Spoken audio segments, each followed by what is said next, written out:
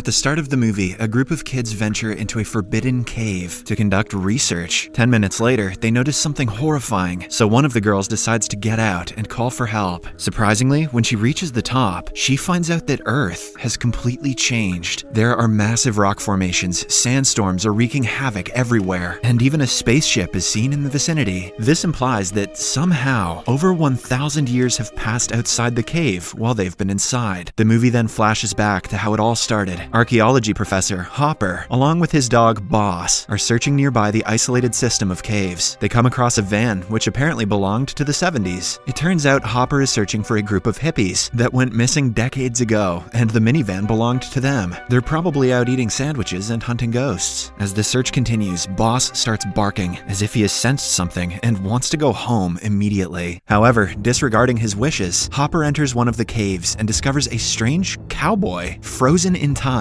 The man appears to be from a different era, which is evident from his clothing and gun. Taken aback, Hopper gets back in his car and drives back home. There, he is greeted by his two students, Taylor and Jackie, who are excited to start their new exploration trip. But to their dismay, Hopper tells them that the plan has changed, so he will be going alone now. Shortly after, he gathers all the necessary items and gets back to the cave. There, he discovers a strange layer that separates the atmosphere between the outside world and the cave. Although skeptical, Hopper enters the lair, and as soon as he does so, the frozen man starts moving. In the next scene, it has been 2 days since the students heard from their professor, so they decide to look for him. But since they don't own a vehicle, Taylor is forced to ask for help from a girl named Kara, who has a massive crush on him. Kara immediately agrees to bring her dad's Jeep, but only if she and her little sister Vives are also allowed to join in. To make matters worse, the archaeology students are compelled to take another kid, Furby, with them. Furby? As he and Vives are apparently shooting for their school project. After a while, the group arrives at the spot and discovers the abandoned minivan from before. On checking, they learn that the hippies the professor was looking for are none other than his parents. They ventured into the system of caves some decades back in search of the Fountain of Youth, but never returned. Then they discover a worn-out rope that leads them to a different part of the cave. Jackie follows the rope through a slender tunnel and finds out that it has been cut off. She also notices that the cave goes very deep, and it is possibly where the professor has been lost. Taylor asserts that the rope is too old to belong to Professor Hopper, but he nonetheless decides to get down and inspect the cave. The girls also decide to join him, while Furby is ordered to keep watch, as he is too scared of the dark. Come on, Furby, grow a pair. While climbing down the massive cave, Kara comes across the same strange barrier and informs Taylor that the temperature is different on either side of it. Despite this, they carry on with their descent until they finally reach the base of the cave. Following this, the movie cuts back to 2 days ago, when Professor Hopper has just entered the barrier. As he is slowly making his way through the cave, suddenly, he hears a scream from inside, followed by a terrifying howl. Alarmed, Hopper starts running back and reaches the entrance, where he notices the sunlight flickering in a strange manner. When he finally gets outside, it's already nighttime, despite him having been in the cave for merely 2 minutes. He then hurries to his truck but finds that it has been covered by overgrown plants. In fact, the whole area, which was once a desert, has been covered by dense forest, implying that decades have passed since Hopper entered the mysterious cave. Shortly after, he comes across Kara's dilapidated Jeep and Taylor's backpack, so he decides to get back into the cave to look for them. Back in the present, the group explores the cave until they hear the same terrifying howl that Hopper heard earlier. Scared that something is lurking in the dark, they decide to abandon their mission and head home. Jackie goes first, and as she is climbing, the rope is suddenly cut, causing her to fall from a decent height. As a result, she fractures her leg, while Taylor, who is trying to save her, breaks his arm. Then, Taylor tries to check on the second rope, but surprisingly, it has been cut as well. With this, they deduce that Furby has been messing around with them. An angry Taylor tries calling him from the radio, but the boy doesn't reply. By this time, the group has started panicking, and as they are brainstorming ideas to get out of the cave, a loud thud is heard in the background. It appears as if something fell from above. Scared, Taylor again tries to make contact via the radio, and this time a muffled voice replies, "Help me." Taylor asks about the man's identity, and to everyone's horror, it turns out to be Furby. When I was a kid, Furbies scared the shit out of me too. Left with no options, the group decides to venture further into the tunnel until they come across a place where the sky is visible. Surprisingly, just like Hopper had witnessed earlier, the sun keeps flickering continuously, as if day is turning into night in the fraction of a second. But despite this, the genius Taylor believes that Furby is playing another prank on them with his flashlight. Oh, okay, Taylor, sure, buddy. However, to their horror, when they continue inspecting the place, they find Furby lying dead on the side. His Taylor's neck has been broken, and some nasty marks are visible on his face. The sight devastates the group, and they start fearing that someone is after them. When Taylor finds Furby's cut-off rope, they become sure of it. Fortunately, the group finds the little boy's GoPro still in working condition and decides to check what caused his demise. In the video, Furby is waiting for the group to return for days, but to no avail. He tries everything, calling them through the radio, screaming through every hole in the cave, and even throwing rocks for a hint, but never gets any response. When he gets bored, he wanders through the nearby area and comes across the hippies' minivan from the 70s, which has a journal inside of it. The journal mentions that the mysterious cave contains a fountain of youth, which can miraculously heal people or even bring the dead back to life. And this is the reason why Hopper's parents went into the cave, as his mom was suffering from a rare form of cancer. A few more days pass by and Furby has exhausted all his food and water supply. Assuming that his friends are dead, he decides to leave the place, but for that, he needs the Jeep keys from Taylor. Hence, he decides to climb down into the cave and retrieve them himself. But when he crosses the mysterious barrier, he notices the sky changing rapidly. Before he can make sense of the phenomenon, the rope snaps automatically, resulting in a deadly fall. This is the thud the group heard earlier. Once inside the cave, the radio starts working, so an injured Furby tries calling out for help, but unfortunately, this only draws the attention of some man-eaters, who arrive there and kill him mercilessly. The footage leaves the group in a state of shock, confusion, and sadness. They're perplexed as to how Furby spent days outside, while it has only been 30 minutes for them inside the cave. Now the group is desperate to get out of the place. Since Kara is the only one who is fit and not injured, she is tasked with free climbing her way out of the massive cave. Before leaving, Taylor hands her a beacon so that she can alert the authorities as soon as she gets a signal. After a bit of a struggle, Kara finally gets out of the cave, but what she notices leaves her dumbfounded. The area, which was once covered with dense green forest, has turned into an uninhabitable barren land, with sandstorms brewing in the distance. The oxygen supply is also very low, because of which Kara keeps on coughing. Scared, she climbs up to a rock and tries to get a signal on the beacon. As expected, Kara does not get any signal, but she notices a strange spaceship-like object floating in the distance, indicating that the time has moved on by several millennia. When she gets back into the cave, Taylor and the others are upset that she didn't even try. It turns out that while Kara was outside for a whole 30 minutes, only a few seconds have passed for the group inside the cave. Enraged that her efforts are not being appreciated, Kara shows her camera, which verifies her claim that she did in fact go outside. In the video, the strange deserted world and the massive sandstorms are all visible. Finally, Taylor deduces that, for some reason, the time inside the cave is slowed down, and every time the sun flickers, it means that one day has passed. Finally, about time these noobs figured that out. He adds that this is the reason why the ropes were being cut off, as the friction over the years made them fragile. Oh, I hadn't figured that out. Hearing all this, Vives decides to rewatch Furby's footage once again, and when she does, she discovers something shocking. In one of the frames, the sky is changing its color, with the dark sky being the winter and the light one summer. This concludes that every second inside the cave is not a day outside, but in fact, an entire year. The revelation terrifies the group, and they become even more desperate to escape. Once Kara gains her energy back, she again attempts to get out of the cave, but just then, a futuristic-looking ladder is thrown in out of nowhere. Then, a giant alien-like figure starts climbing down, prompting everyone to back off. When the alien reaches the cave, suddenly, a barbaric man-eater attacks him. A fight ensues between the two, but the giant alien easily subdues and ties up the man-eater with a high-end electronic device. Then he starts going after the group, causing them to flee in terror. After a while, Taylor and the gang arrive at a mysterious place where a group of man-eaters are devouring their recent victim. It appears to be the same cowboy from the start of the movie. Unfortunately, the man-eaters notice the humans and begin chasing after them. In order to buy others time to flee, Taylor makes the ultimate sacrifice and fights the beasts alone. Sadly, he is of no match, and the man-eaters brutally finish him off. Once they leave the place to chase after the others, Kara sneaks inside and is devastated to see Taylor laying dead. As she weeps in despair, the giant alien approaches the two and drags Taylor to a small pool of water, which appears to be the fountain of youth. Lo and behold, he comes back to life, and the myth which was always laughed at by others turns out to be real. But before the group can rejoice, the man-eaters return and start attacking the giant. This time they outnumber him and even manage to take his helmet off, which leaves the giant gasping for air. Luckily, before he can be finished off, Kara and Taylor help him out and eventually trap the man-eaters with his equipment. After the altercation, the couple tries to help the giant up to his feet, but they fail. It appears as if the oxygen inside the Earth's atmosphere is poisonous for him, causing his internal organs to fail. At the same time, Vives and Jackie also arrive there and notice the devastation lying around. Before dying, the giant displays a news report about the group's disappearance science from several millennia ago. He also shows them many other clips which indicate that the living conditions on Earth have become uninhabitable, so the humans have left for another planet. A special spaceship called the Ark is responsible for transporting the humans, and it is the same object that Kara had seen earlier. After providing all this information, the giant passes away. In the next scene, as Taylor searches the cave for more clues, he suddenly comes across Professor Hopper lying injured on the floor, but what he sees next shocks him to the core. In front of him are several other layers of time, which move at even slower rates. In the first layer, Hopper's parents are frozen, while in deeper layers, several prehistoric men are fighting one another to seize the Fountain of Youth. Hopper then explains that the whole system of caves is designed to keep humans out and other organisms from using the Fountain of Youth. Taylor tries to escort him back to safety, but Hopper insists on staying there. Shortly after, Taylor returns back to his group and puts the dead Furby into the Fountain of Youth. Jackie also heals her injured leg there, but just as they are about to leave, the barbarians again surround them. With nowhere to go, the group decides to use the high-tech ladder from the alien. Kara goes first, but when she reaches the top, she finds out that the entrance has been filled with water. Suddenly, a creature yanks her up, much to the horror of the remaining group. Now, Taylor and the others are in a perilous situation. If they go up, the creatures will kill them, but if they back down, the barbarians will eat them. A few seconds later, a fully transformed Kara returns to the cave and pulls everyone with a high-tech rope. A while later, she also pulls Furby, Professor Hopper, and his parents. It turns out that the creatures that pulled Kara earlier are actually human beings that evolved with the change of time. And despite Kara having been gone for mere seconds in the cave, she in fact lived several years outside. In the final scene, the group is brought to the Ark, which is on its course to look for a new planet to live in. The Ark is being controlled by evolved creatures who speak a completely different language. The movie ends as the spaceship blasts into space, leaving the blue planet behind